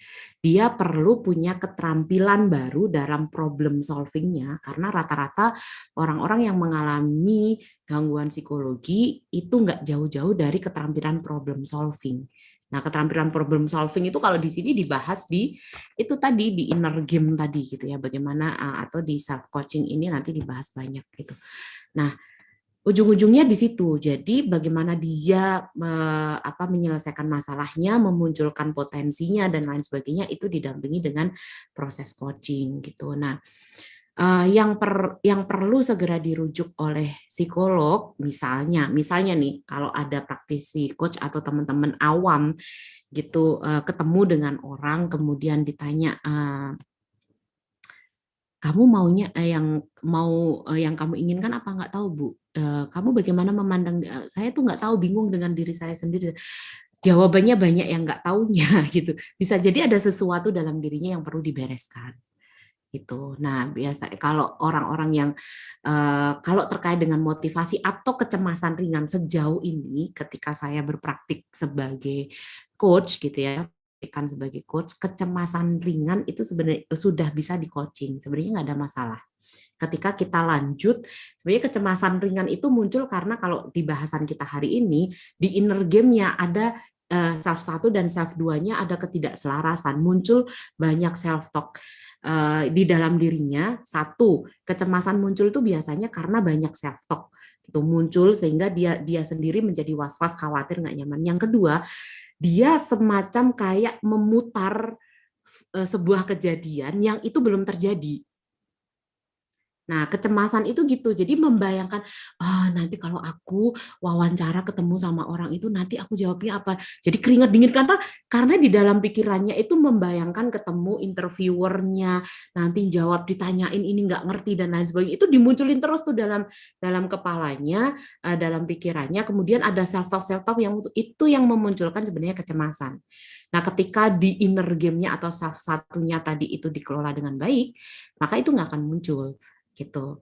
Nah, kalau depresi berbeda. Depresi itu kaitannya di masa lalu. Dia selalu memutar sesuatu dalam bentuk kejadian di dalam pikirannya atau video atau kayak ngelihat film gitu ya, tapi terkait masa lalu, kesakitan-kesakitannya di masa lalu, kegagalan-kegagalannya di masa lalu. Nah, itu yang biasanya terjadi. Jadi kalau misalnya apakah di posisi mana ketika harus bertemu dengan psikolog, ketika misalnya kalau depresi ringan pun sebenarnya orang-orang ini masih bisa melakukan aktivitas sehari-hari, nggak ada masalah gitu ya. Cuman sudah mulai ada hambatan, kok susah konsentrasi, kok jadi agak males kerja, berangkat kerja misalnya, kok jadi nggak sekreatif dulu. Nah, kok terus ada kalimat-kalimat yang hidup kok cuman gini-gini aja ya. Nah, itu tuing-tuing tuh bisa jadi ada sesuatu yang sedang di dalam dirinya yang belum selesai gitu. Nah, depresi-depresi ringan itu munculnya kayak gitu. Kita tetap kayak biasanya bisa aktivitas sehari-hari dan lain sebagainya. Nah, depresi ringan itu kalau dibantu terapi sedikit itu setelah itu bisa proses coaching. Gitu. Saya mahasiswa semester akhir, Coach. Oh iya, hai. Itu baru menyelesaikan ini ya tugas akhirnya. Nah, sebenarnya kalau terkait mungkin misalkan nggak ada motivasi, menunda-nunda menyelesaikan tugas akhir dan lain sebagainya, minggu depan itu akan mulai ada kelas anti penundaan. Nah, kalau belum daftar silahkan daftar. Gitu ya, silahkan hubungi ke Menser atau ke siapa. Nanti linknya mungkin Mas Aji bisa bantu gitu ya. Nanti kita akan diskusi banyak di sana dan belajar banyak di sana gitu. Itu cocok sekali untuk yang merasakan jebakan self talk. Terus akhirnya menunda gak jadi gitu ya. Oke. Tadi ada Mas Bagus yang sempat Mas. angkat tangan. Monggo. Siap. Oke. Halo Mas Bagus. Iya, Mbak Anda. Mohon maaf saya nggak munculkan kamera karena ini background-nya berantakan. Siap. Gimana Mas? Siap, Kak. Jadi gini, saya jadi keinget dulu saya di coaching sama Mas Rio ini tahun berapa ya Mas ya? 2014 kayaknya. Mosok sih. Iya. Dan itu ada pertanyaan yang sampai hari ini sebenarnya saya masih mereka-reka, Mas Rio. Pertanyaan dari Mas Rio waktu itu, sak benernya sampean ini, waduh ini jadi saya translate bahasa Indonesia ya. Nanti kalau nggak bisa subtitle soalnya di Zoom ini ya. Api. Coaching nganggo basa Jawa ya, Mas. Wah, iya. Jadi dulu itu kira-kira Mas Rio tanya gini, sebenarnya Mas Bagus ini mau jadi apa sih? Mau jadi terapi, mau jadi motivator, atau mau jadi apa begitu? Waktu itu masih kelas brain mastery saya, Mas Rio, kalau masih ingat, ikut di Puri dengan peserta yang nggak sampai 15. Ya, jadi gini, kalau dulu saya sampai terakhir ini saya kan sempat menganalogikan antara dari minus 0 kemudian dari plus sampai plus begitu. Kalau posisi terapi, konseling ini ada di minus begitu ya, minus ke 0, mengkalibrasi begitu kira-kira ya. Nyambung ke pertanyaan yang tadi sih, ke yang terapi itu. Mungkin kalau motivator itu ada di angka plus. Jadi orang supaya mendorong orang dari angka 0 bergerak ke maju begitu. Nah, coach ini sebenarnya gimana Mbak Anda? Artinya apakah untuk apa ya? Kalau dari 0 bergerak ke 1 itu juga mungkin motivator butuhnya. Artinya mendorong orang untuk segera untuk memberikan motivasi gitu ke orang untuk segera bergerak. Nah, coach ini dulu sempat saya, kalau definisi yang saya tangkap, insight yang saya tangkap dari hasil coachingnya dengan Mas Rio itu, coaching ini lebih ke dari angka 1 supaya bisa jadi 100, bisa jadi 1000, bisa jadi 10.000 begitulah. Scaling up lah bahasanya mungkin sekarang begitu ya. Cuman setelah baca bukunya Kang Haji, terus kemudian apa ya, buku rekomendasi Mas Rio dulu itu apa ya, Excellent in Coaching kalau nggak salah. Itu jadi saya punya paradigma baru. Jadi coach ini sebenarnya membreakdown atau menggambarkan kalibrasi itu sendiri, angka 0 itu sendiri.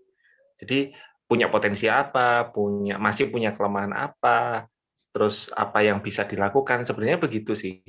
Baru kemudian orang butuh setelah mendeskripsikan dirinya sendiri mungkin ya. Baru kemudian menyusun rencana ke depan, butuh motivasi, butuh seorang motivator bahasanya, butuh seorang motivator untuk mendorong bergerak. Gimana? Saya butuh frame itu di awal. Artinya untuk memahami posisi coaching ini atau coach ini seperti apa gitu. Kalau tadi di awal sih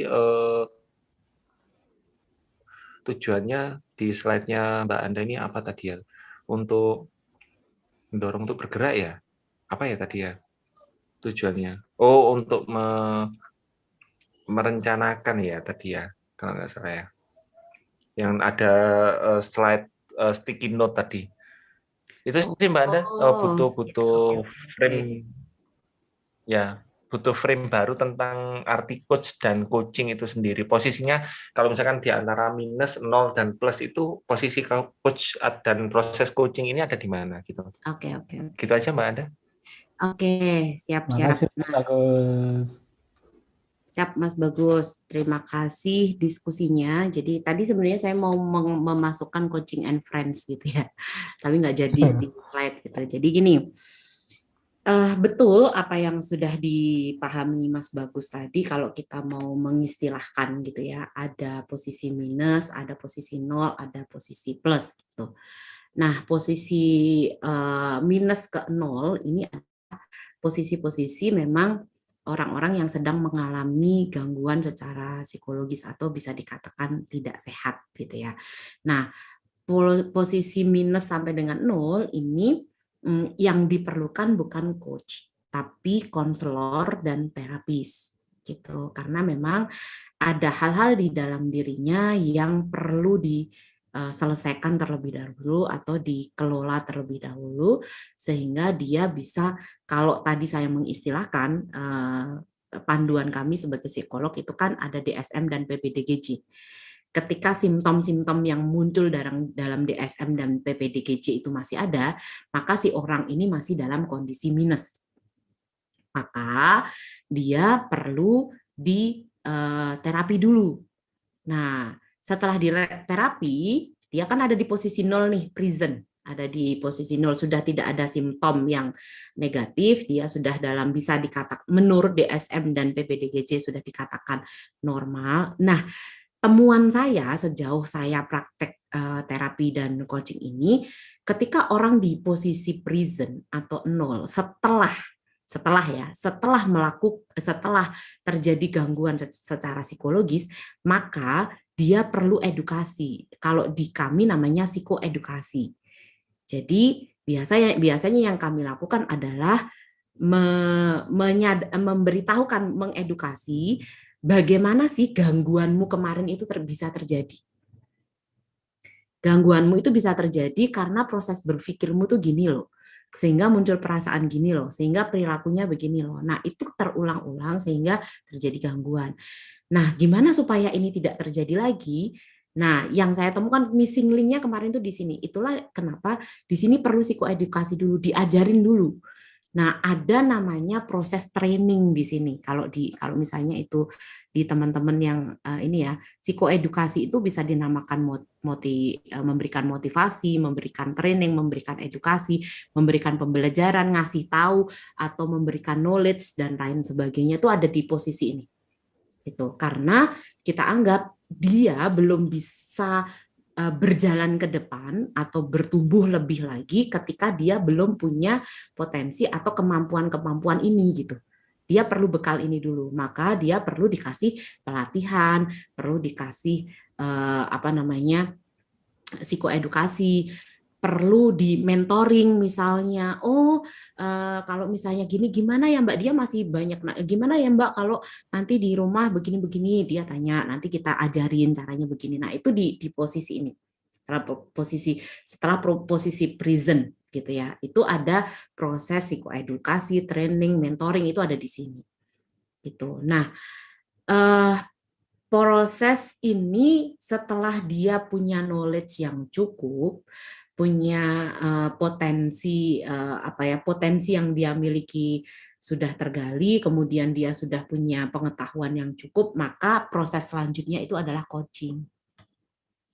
Ketika proses coaching, misalnya gini nih, kalau Mas tadi kan ditanya, sebenarnya Mas tuh mau jadi terapis, mau jadi motivator, atau mau jadi coach gitu ya. Tadi pertanyaannya dari Coach Rio tadi yang bikin bingung dari Mas Agus. Nah, pertanyaan gini, ketika ada pilihan itu, apakah Mas Bagus sudah punya knowledge terkait dengan 3 hal itu?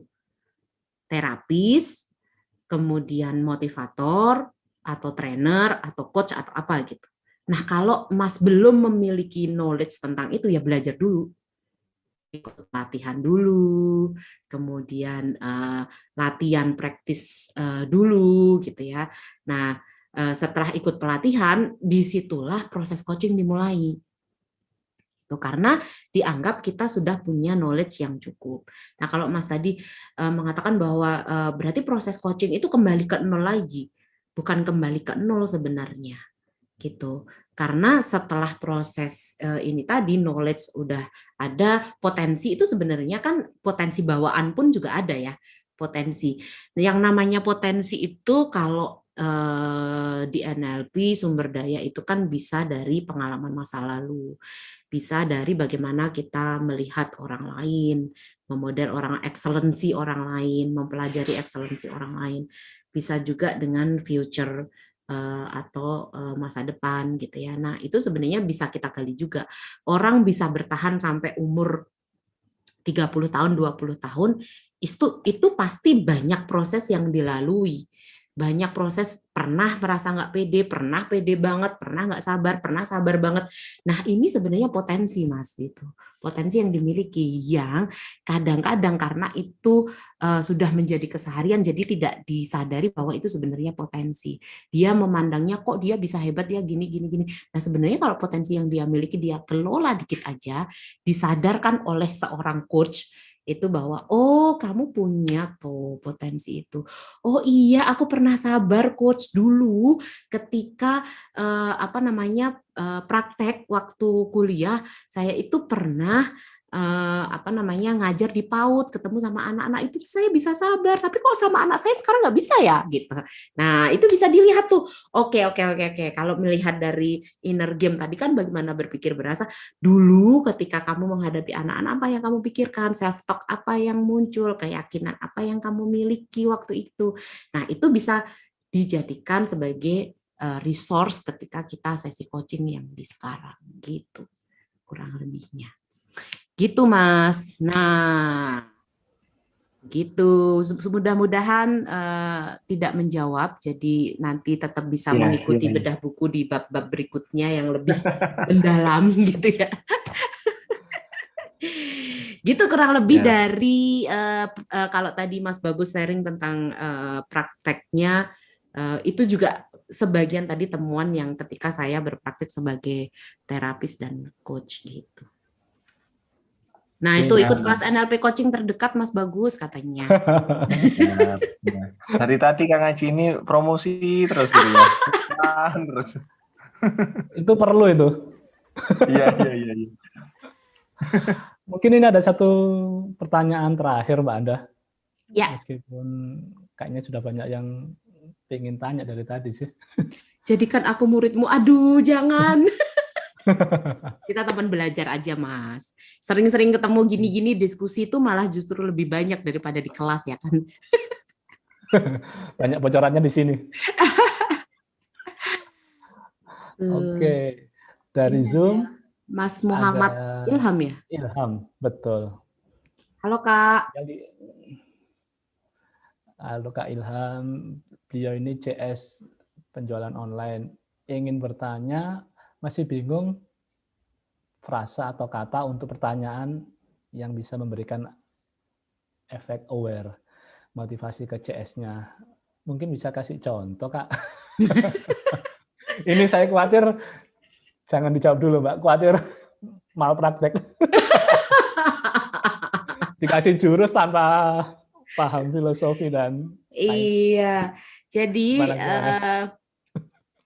apa namanya, Mas Ilham, nanti kan sebenarnya menjadi seorang coach itu kan prosesnya dari kita mempelajari kompetensi-kompetensi yang kalau di Indonesia itu ada 8 kompetensi yang perlu kita kuasai. Gitu. 8 Harus kompetensi lulus yang perlu kita kuasai. minimal skala berapa itu? Ketika teman-teman melihat proses coaching kayak cuman gitu ya, cuman ditanya-tanya, cuman gitu aja ya gitu. Itu tuh sudah sekumpulan dari proses kompetensi 8 kompetensi itu tadi gitu. Pertanyaan pas, cara bertanya kurang pas. Iya, pertanyaannya pas. Kalau cara bertanyanya kurang pas, itu efeknya juga beda, Mas. Misalnya contoh gini ya, apa namanya? Tanya Mbak. Tanya ke saya, Mbak. Saya mau tanya tentang high performance state-nya Mas Rio gitu misalnya di masa lalu. Mas Rio misalnya dengan nada gini ya, Mas Rio, apakah Mas Rio pernah misalnya Mas Rio pengen mengakses rasa apa ya, punya rasa sabar apa gitu. Di masa lalu Mas Rio pernah nggak sabar? Pernah nggak ya? Nah, jawabannya pernah nggak ya? Gitu.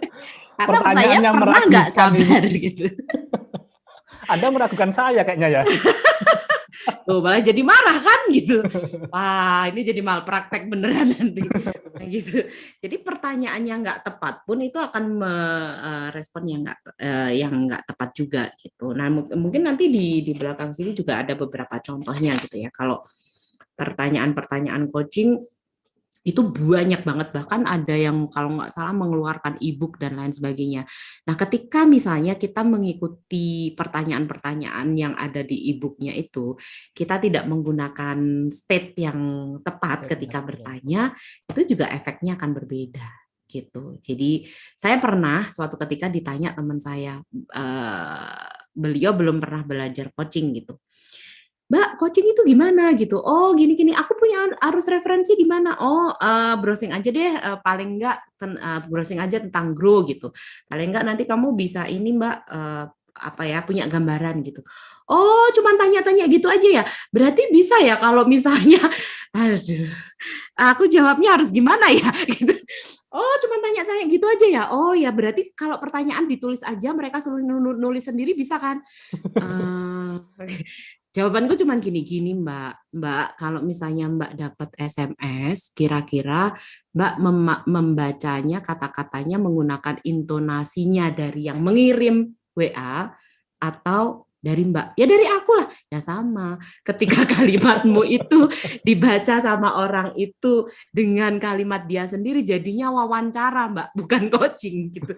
Oh gitu. Jadi memang menggunakan pertanyaan yang pas dan dengan nada yang pas itu yang salah satunya dipelajari di kompetensi coaching gitu teman-teman. Itu teman-teman. Satu dari Nah, sama halnya dengan di sini di self coaching gitu ya. Di self coaching ini juga ada beberapa kompetensi yang perlu dipelajari gitu, dan memang kalau dipelajari itu harus satu persatu, itu menjadi satu kesatuan gitu ya. Makasih Mas Arya membantu saya. Bukunya di belakang saya ini. Nah ini hypnoselling ya. Oh, nah itu buku hypnoselling masih banyak loh di rumah saya. Kalau ada yang perlu silahkan ya. Nah, itu. Luar biasa malam hari ini. Luar biasa ya. Oke. 9:30 lewat. Nggak kerasa. Jadi kita masih mau lanjut, Mas, di menyelesaikan bab 1 atau disudahi? Kayaknya disudahi deh. Oh Kasihan ya, teman-teman ya. baik. Meskipun memang, aduh, baru separuh dari bab pertama, Iya. kita banyak. Padahal aku udah nyiapin, dapat udah insight. bikin ini ya, loh tak lihatin Slide-nya ya, bagus-bagus slide-ku loh. ya. Udah bikin sampai sini loh, lihat loh. Ini bagus banget loh. Loh. Kang Haji, tolong diapresiasi khusus ini. Boleh. Jadi nanti tolong dibuatkan sekalian toh Mbak, sampai bab 7. Oh, aku udah bikin sampai sini loh. Loh, Keren kan? sampai kompetensi Ini kan bisa dipakai untuk bab 2 nih. Gitu. Jadi ini nanti kalau ini adalah mungkin bocoran dikit gitu ya. Ini adalah kompetensi dari self coaching yang akan kita pelajari di buku ini. Adalah ini ya. Jadi nanti atapnya itu adalah tujuan dari self coaching, pilar-pilarnya ini adalah keterampilan yang perlu dilatih satu persatu dan terus-menerus. Kemudian ini adalah pondasinya dari ketika pondasi ini atau framework, terus kemudian cognitive behavior model, kemudian self coaching prinsip ini kuat atau dipahami betul oleh teman-teman, maka teman-teman akan cenderung lebih mudah ketika akan melatih ini dan mencapai tujuan self coaching. Begitu kira-kira sharing dari saya. Jadi nanti di bab 1 ini sebenarnya tinggal membahas ini dan membahas yang ditanyakan Mas Arya tadi, dampak coaching gitu ya. Nah, akan dilanjutkan oleh pembahas berikutnya kalau tidak salah Pak Eko ya. Iya. Pak Eko. Pak Eko. Masuk Pak Eko. Gimana kalau next bedah bukunya langsung loncat ke 4, Mas? Ingat ya, syarat belajar kita masih ada 3. Sabar, sabar, dan sabar. Tenang, tenang. Tolong ditunggu, Pak Arya.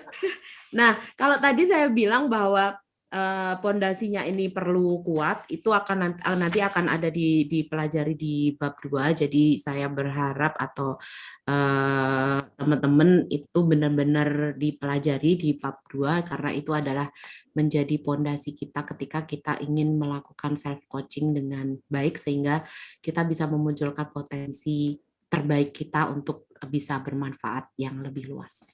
Terima kasih, mohon maaf lahir batin kalau banyak kesalahan dan mudah-mudahan banyak manfaatnya. Terima kasih. Wassalamualaikum warahmatullahi wabarakatuh. Waalaikumsalam. Terima kasih. Tepuk tangan untuk kita semuanya. Yeay. Terima kasih banyak loh Mbak Anda. Luar biasa. Sama-sama Mas Terima kasih, Rio. Mbak Anda.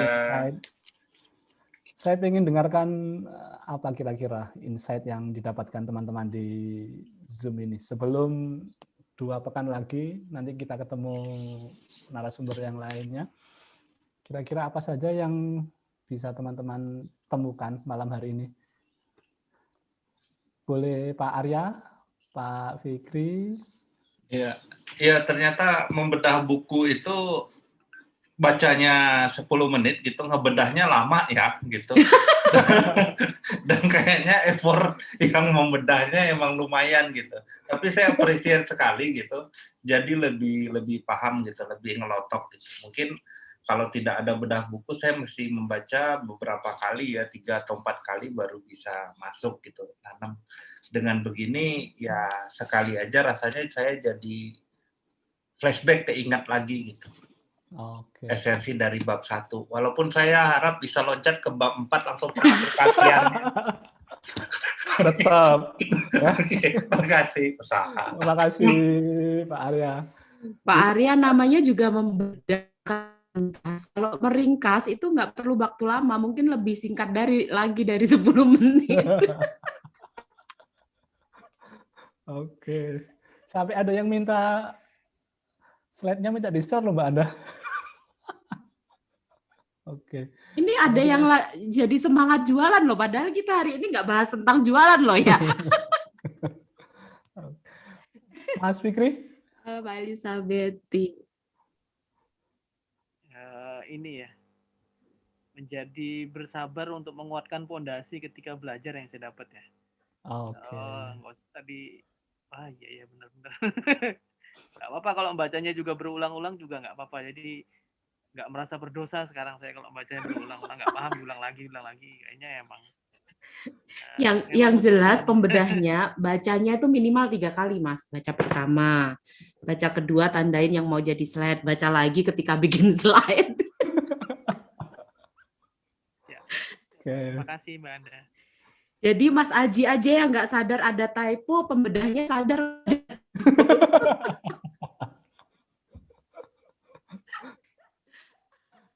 Tolong disampaikan Mbak Anda.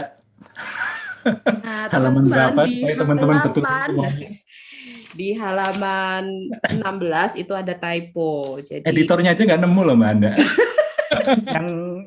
yang di bawah gambar ya. ya yang di apa namanya di pilarnya. Jadi pilarnya itu kan yang di bawah itu ada disingkat sebagai coach. Nah, di situ ditulisnya kreatif, yang betul adalah choice. Oh, gitu. Luar biasa pembedahnya, sungguh jeli. Lagi jadi editor kayaknya aku nanti. Saya usul jadi next time kalau punya buku baru dibedah dulu baru dicetak. Baru dijual ya Mas? Iya. Jangan jual dulu aja. Jadi editor. Oke, makasih banyak teman-teman atas kehangatan diskusinya malam hari ini, Mbak Anda. Sajiannya sungguh mantap, insight-nya sangat bermakna.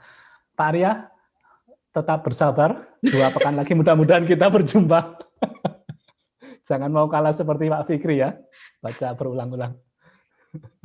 Makasih banyak teman-teman. Terima kasih banyak Kang Aji, penulis buku dan yang menyediakan media, forum di mana kita bisa berjumpa dan diskusi malam hari ini. Kalau ada sesuatu yang mungkin terlewat, bisa kita tonton kembali di channel ini. Makasih banyak. Salam untuk keluarga dan orang-orang yang Anda cintai. Assalamualaikum warahmatullahi wabarakatuh. Waalaikumsalam warahmatullahi wabarakatuh. Waalaikumsalam warahmatullahi wabarakatuh. Pembedah berikutnya, perkenalkan ini Prof. Eko. Masuk Pak Eko. Mantap Mbak Anda, slide-nya mantap. Iya. Langsung lanjut bab 2 memang. Iya, orang ini cuma tinggal itu aja, tinggal apa self coachingnya sama pilar. Iya. Teman-teman, Mbak Anda, Mas Rimo. Mantap ya. Makasih Mas Eko, Aji. slide-nya minta ke Mbak Anda ya. Ya, siap. Request aja. Tinggal lanjutin. BTW tadi presentasinya bagus nggak? Maksudnya ininya, apa slide-nya? Aku tadi coba presentasi pakai Canva, Mas. Nggak pakai ini. Oh, siap. Nggak pakai Sebelum PPT. kita obrolin, saya mohon izin untuk stop streamingnya Oh dulu. iya, siap, Mas. Iya.